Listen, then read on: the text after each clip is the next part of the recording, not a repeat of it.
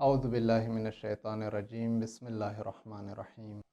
ایک اور چیز اسلامی طرز زندگی میں جو کھانے پینے کے حوالے سے ہیں، جس کی طرف توجہ دینا ضروری ہے، وہ یہ ہے کہ بعض چیزوں کو ہم اگر الگ الگ کھائیں تو اس کے انسان کے جسم کے لیے نقصانات ہیں، نہیں کھانی چاہیے وہ چیزیں۔ لہٰذا روایات میں بھی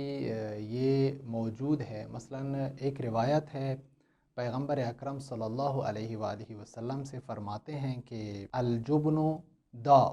پنیر جو ہے جس کو انگلش میں چیز کہتے ہیں، بیماری ہے۔ والجوز داء، اور اس کے لیے جو اخروٹ جو ہے وہ بھی بیماری ہے اس میں، یعنی پنیر جو ہے اس میں بھی بیماری ہے، اخروٹ جو ہے اس میں بھی بیماری ہے، دونوں میں۔ فَإِذَا اجْتَمَعَ مَعًا صَارَ دَوَاءً، اگر یہ دونوں آپس میں اکٹھی ہو جائیں تو یہ دونوں چیزیں پیر انسان کے لیے علاج کی حیثیت پیدا کرتے ہیں، یعنی دونوں کو اگر اکٹھی کھائیں تو یہ انسان کے لیے مفید ہے، لیکن اگر الگ الگ کھائیں تو الگ الگ کھانے کی وجہ سے انسان کے لیے یہ دونوں چیزیں مضر ہیں۔ جس طرح اخروٹ کے بارے میں ہے کہ اخروٹ جو ہے جب انسان الگ کھائیں تو انسان کے جسم میں اگر کہیں پہ بھی زخم ہے تو اس زخم کو تحریک کرتا ہے اور وہ زخم دوبارہ تازہ ہو جاتا ہے۔ اور اسی طرح پنیر جو ہے وہ جب انسان الگ کھائے تو وہ سرد ہے، ٹھنڈا ہے، اس ٹھنڈے پن کی وجہ سے وہ انسان کے جسم میں ٹھنڈا پن زیادہ پیدا ہو جاتا ہے اور اس کی وجہ سے انسان کو نیند زیادہ آ جاتی ہے، اور اسی طرح سردی غالب ہو جاتی ہے، مثلا زیادہ پیشاب آنا، یہ مختلف مسائل انسان کے لیے پیدا ہو جاتے ہیں۔ یہ تجربیات ہیں مختلف جو موجود ہے، یہ روایت میں موجود نہیں ہے، لیکن روایت میں ہمیں ان دو چیزوں کے الگ الگ کھانے سے منع کیا ہے، فرمایا ہے کہ آپ ان دونوں چیزوں کو ملا کر کھائیں، الگ الگ نہ کھائیں، کیونکہ اگر دونوں کو ساتھ کھائیں گے، اخروٹ جو ہے وہ گرم ہے اور پنیر جو ہے وہ ٹھنڈا ہے، دونوں کو ساتھ کھائیں گے تو ان کا مزاج جو ہے وہ اعتدال پہ آئے گا، اور اس اعتدال کی وجہ سے اس کا جو اثر ہے، یہ جو فائدہ ہے وہ ہمارے جسم کے لیے زیادہ ہے۔ اور اگر الگ الگ کھائیں گے تو الگ کھانے کی وجہ سے نقصانات پیدا ہو سکتے ہیں۔ امیر المومنین علی بن ابی طالب علیہ السلام زیادہ اقل من اکل الحیتان، فرماتے ہیں کہ آپ مچھلی جو ہے وہ کم کھائیں۔ وجہ کیا ہے؟ فَإِنَّهَا تُذِيبُ الْبَدَنِ، یہ انسان کے بدن کو ذوب کر دیتا ہے۔ ذوب کا معنی ہے پگھلنا، یعنی انسان کے جسم کو پگھلاتا ہے۔ اس کے دو معنی ہم کر سکتے ہیں۔ ایک معنی ہم یہ کر سکتے ہیں کہ انسان کے جسم کے اندر جو چربی ہے اس چربی کو پگھلا دیتا ہے، اور ایک دوسرا معنی بھی کہ نہیں، انسان کے پورے بدن کو، انسان کے پورے بدن کو گوشت، پوست، ہڈی سب کچھ پہ غالب آ جاتا ہے اور اس کی وجہ سے اس کے لیے مسائل پیدا ہو سکتے ہیں۔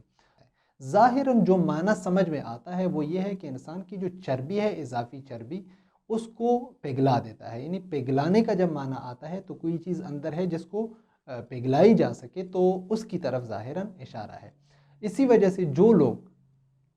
موٹاپے کے شکار ہوتے ہیں ان کے لیے ایک علاج جو ہے وہ زیادہ مچھلی کھانا ہے، یعنی عام لوگوں کے لیے زیادہ مچھلی کھانے سے امیر المومنین علیہ السلام نے منع فرمایا ہے، لیکن وہ لوگ کے جو موٹاپے کے شکار ہے اگر وہ کھانے میں زیادہ شامل کریں، یہ جو وہ ہے فارمی مچھلی ہے وہ مراد نہیں ہے، وہ مچھلی کے جو دریائی اور سمندری مچھلی ہے جو بالکل طبیعی اور نیچرل طریقے سے ان کا نشو و نما ہو گیا ہے، تو اس کا کھانا جو ہے وہ انسان کے موٹاپے کو ختم کر دیتا ہے۔ زیادہ مچھلی ہم کھائیں تو اس کی وجہ سے ہمارے جسم کی چربیاں جو ہے وہ ذوب ہو جاتی ہیں، پگھل جاتی ہیں۔ ایک اور چیز وَتُكْثِرُ الْبَلْغَمَ، انسان کے جسم میں بلغم کی مقدار جو ہے وہ بڑھ جاتی ہے۔ انسان کے جو ریشہ ہوتا ہے جو انسان کے بدن میں مغز میں بنتا ہے وہ یا سینے سے آتا ہے، تو وہ انسان کے جسم میں زیادہ ہو جاتا ہے اور بلغم کی وجہ سے اکثر بیماریاں انسان کے جسم میں پیدا ہو جاتی ہیں۔ اور ایک اور چیز جو ہے وَتُغَلِّظُ النَّفَسَ، اور انسان کی جو سانس لینا جو ہے، سانس لینے میں ان کو مشقت ہو جاتی ہے، لہٰذا بعض لوگ جو آسما کے مریض کے شکار ہیں، تنگی نفس ہے ان کو ہم مچھلی سے منع کرتے ہیں، یعنی اب ان کو کہتے ہیں کہ آپ مچھلی نہ کھائیں، انڈا نہ کھائیں، چونکہ یہ دونوں چیزیں اس بیماری کے لیے نقصان دہ ہے، اس کی وجہ سے وہ بیماری بھی ممکن ہے، اگر جو لوگ زیادہ کھائیں اس کی وجہ سے ان کی یہ بیماری بھی پیدا ہو جائے، یہ بھی امکان ہے۔ لہٰذا امیر المومنین علیہ السلام نے اس کو اس مبارک حدیث میں منع فرمایا ہے۔ امام رضا علیہ الصلوۃ والسلام سے وہ فرماتے ہیں مداومۃ اکل البیض یعرض منہ الکلف فی الوجہ۔ امام رضا علیہ السلام فرماتے ہیں کہ زیادہ انڈے کھانا یعنی مداومت کے ساتھ یہ انسان کے جو چہرہ ہے، انسان کا جو جسم ہے، اس کے اوپر جو داغ بن جاتے ہیں مختلف، جو انسان کے چہرے کو وجہ سے برا لگتا ہے، وہ محاسے جو پیدا ہو جاتے ہیں یا جو داغ بن جاتے ہیں، جو لوگ زیادہ انڈا کھاتے ہیں اس کی وجہ سے یہ مسائل ان کے لیے پیدا ہو جاتے ہیں۔ اور زیادہ انڈے کھانے کے ساتھ وہ بھی ہے قبض بھی انسان کی بڑھ جاتی ہے۔ اس قبض کی وجہ سے بھی ممکن ہے انسان کے چہرے پر یہ کالے داغ جو ہے وہ پیدا ہو جائیں، اور وہ انسان کے لیے معاشرے میں جب گھومتا پھرتا ہے یا اپنے گھر میں ہے، بالخصوص جو خواتین ہیں، خواتین کے لیے ایک چھوٹے سے چہرے پر چھوٹا سا داغ بھی جو ہے بہت برا لگتا ہے۔ تو یہ جو ہے جو لوگ زیادہ انڈا کھاتے ہیں، جس طرح آج کل کی زندگی میں ہماری زندگی کا یہ ایک قسم کا حصہ بن چکا ہے کہ جب ہم ناشتہ کرتے ہیں تو ناشتے میں انڈا ہی کھاتے ہیں، نہ ہمیشہ کے لیے انڈا نہ کھائیں، کبھی کبھی انڈا کھائیں، باقی مختلف چیزیں ہیں، شہد ہے، اس کے علاوہ جو ہے مختلف چیزیں ہیں جو آپ صبح کھانے میں کھا سکتے ہیں اپنے شہر کے آب و ہوا کے مطابق۔ جو آپ کے شہر کا آب و ہوا ہے، اگر آپ کے شہر کا آب و ہوا گرم و خشک ہے تو اس کے مطابق، سرد و تر ہے اس کے مطابق، گرم و تر ہے اس کے مطابق، سرد و خشک ہے اس کے مطابق، یعنی اس کے مطابق آپ دیکھیں کہ آپ جس جغرافیہ میں، جس علاقے میں، جس منطقے میں آپ رہ رہے ہیں، اس منطقے اور اس کے علاقے کے مزاج کے ساتھ آپ کے جو موجودہ مزاج ہے اس کے لیے کس کھانے کی ضرورت ہے، اور اس کھانے کو اگر آپ کھائیں گے تو اس کی وجہ سے آپ کی سلامتی محفوظ رہے گی۔ امام رضا علیہ الصلوۃ والسلام فرماتے ہیں کہ الاکثار فی اکل اللحوم الوحش والبقر یورث تییس العقل یا تبییس العقل۔ فرماتے ہیں امام علیہ السلام کہ الاکثار من اکل لحوم الوحش،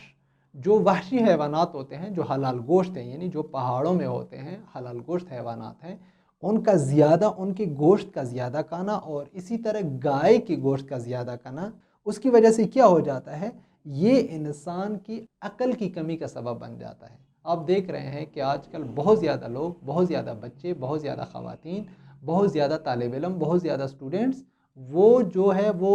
حافظی کی کمی کے مرض میں مبتلا ہے۔ اس کے دو معنی ہے، یا حافظی کی کمی کی طرف اشارہ ہے، یعنی حافظہ انسان کا وہ ہو جاتا ہے، کمزور ہو جاتا ہے، یا اگر عقل کا معنی ہم تفکر لے لیں، یعنی انسان کی فکر کرنے کی جو طاقت ہے، انسان کی سوچنے کی جو طاقت ہے، جس کے ساتھ انسان مختلف مسائل، مختلف مشکلات، مختلف امور جو ہے جس کی تجزیہ اور تحلیل کرتا ہے، اگر وہ مراد لے لے عقل سے تو وہ بھی اس کے ساتھ کیا ہو جاتا ہے، کمزور ہو جاتا ہے، یعنی یا حافظہ ہے یا عقل ہے، جو بھی ہے دونوں کی طرف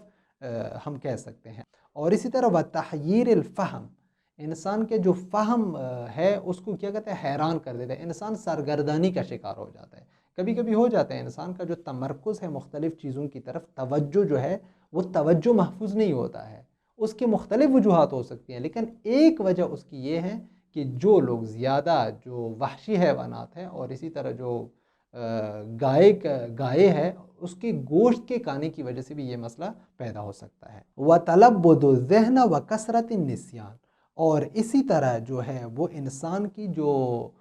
ذہنی بلادت اس میں پیدا ہو جاتی ہے، یعنی ذہنی کمزوری پیدا ہو جاتی ہے، کن ذہن ہو جاتا ہے انسان، اور اسی طرح اس کی نسیان کی جو بیماری ہے، بھولنے کی بیماری، وہ بڑھ جاتی ہے انسان کے لیے۔ لہٰذا ان چیزوں کا کھانا، یہ جو مختلف روایات میں جو چیزیں ذکر کی گئی، اگر اس کو زیادہ کھائیں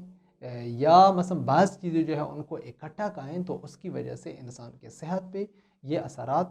پڑ سکتے ہیں، اور اس کی وجہ سے انسان کے لیے مختلف ایسی بیماریاں کہ جس کا علاج کرنا بھی بعض مسائل میں بہت سخت ہوتا ہے۔ لہٰذا ضروری ہے کہ ہم ائمہ اہل بیت علیہم الصلوۃ والسلام، قرآن مجید نے جو ہمیں کھانے پینے کی جو اصول بتائے ہیں، کیا کھائیں، کب کھائیں، کیسے کھائیں، کتنا کھائیں، اس کے بارے میں توجہ دینے کی ضرورت ہے۔ والسلام علیکم ورحمۃ اللہ وبرکاتہ۔